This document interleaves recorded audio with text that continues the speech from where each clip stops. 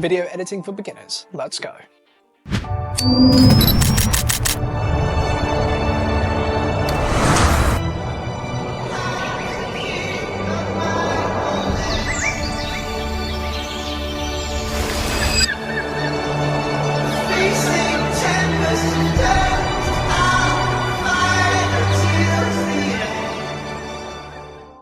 Import your footage using the files I added in the description below. You should have 2 video clips and 2 segments of audio.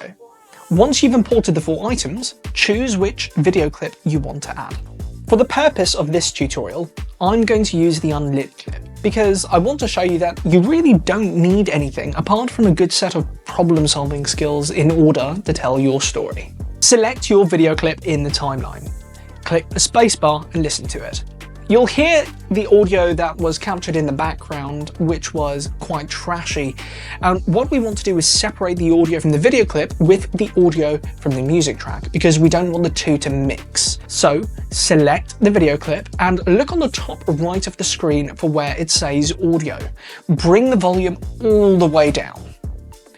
After you've done that, select the music track.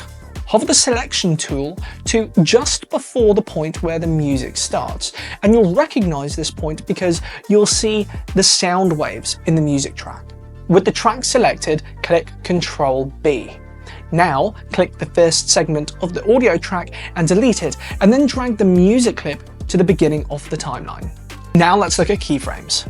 Don't start your keyframe at the very beginning. Look to start and end your keyframes a little after and before where you begin and end. So while you're hovering over where you want your keyframes to start, with your video selected, go over to the scale section and click the little keyframe icon on the right side of the scale bar. Now go to where you want the scaling to stop, and this time don't click the keyframe.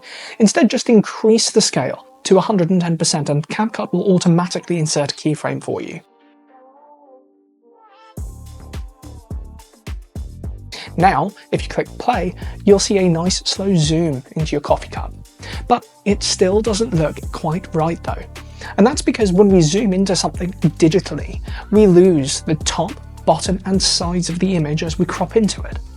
So to stop that from happening to my coffee cup, I'm going to keyframe the y-axis as well. Now to do that, I'm going to click the right icon next to the keyframe button besides scale, so that it takes me to the very last keyframe. And now I know that if I adjust my y-axis keyframe, it'll fall in line with the end of my scale keyframe. With the selection tool in the same place as my last scale keyframe, I'm going to select the keyframe for the y-axis, and I'll know that I've toggled it because I'll see it turn blue. Now I'll change the value to 57. Next, click the first keyframe you placed for your scale values and then change the value of the y-axis to 0. And now you'll have correctly keyframed both your scale and y-axis values. Now you always have the option to auto-adjust, but I would refrain from doing that if you want an image that looks professional. Auto-adjust has a tendency to overdo the whites, highlights and exposures, leaving you with a somewhat jaunty looking image. So let's manually adjust the exposure and adjust the saturation. Now, when we are color correcting, what we're really doing is making the picture look exactly the way it was supposed to, the way it was seen in real life. So, for example, if you're using a camera with an ND filter on it, you'll notice a natural discoloration because of the tint on the glass.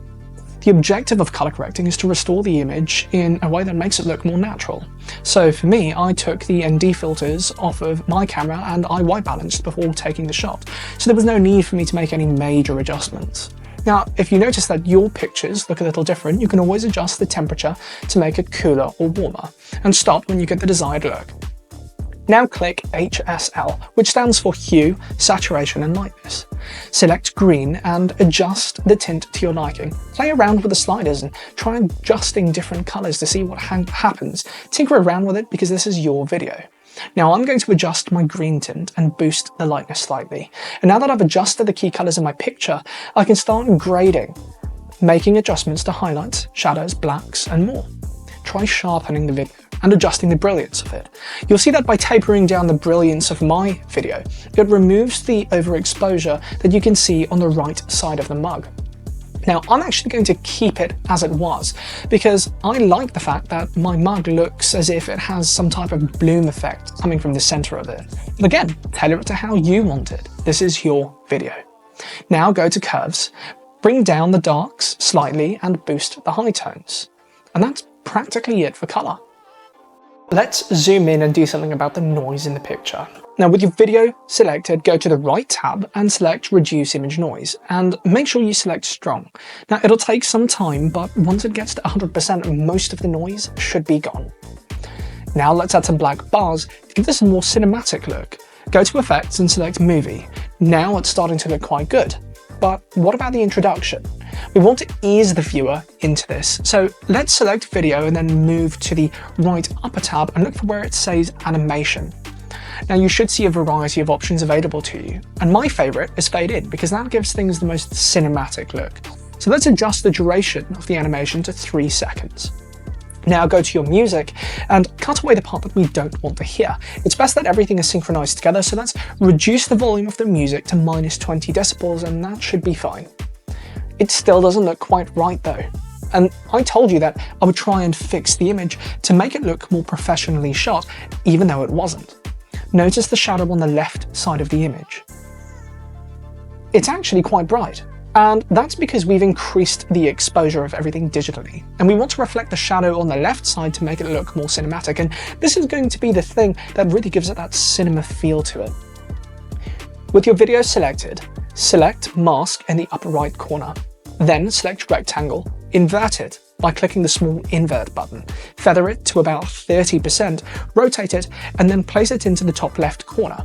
Now stretch the rectangle out by simply clicking and dragging, and there you go. Now, when we work with light, don't forget that the basic principles of professional lighting typically require 3 points of light, and we only technically have 2.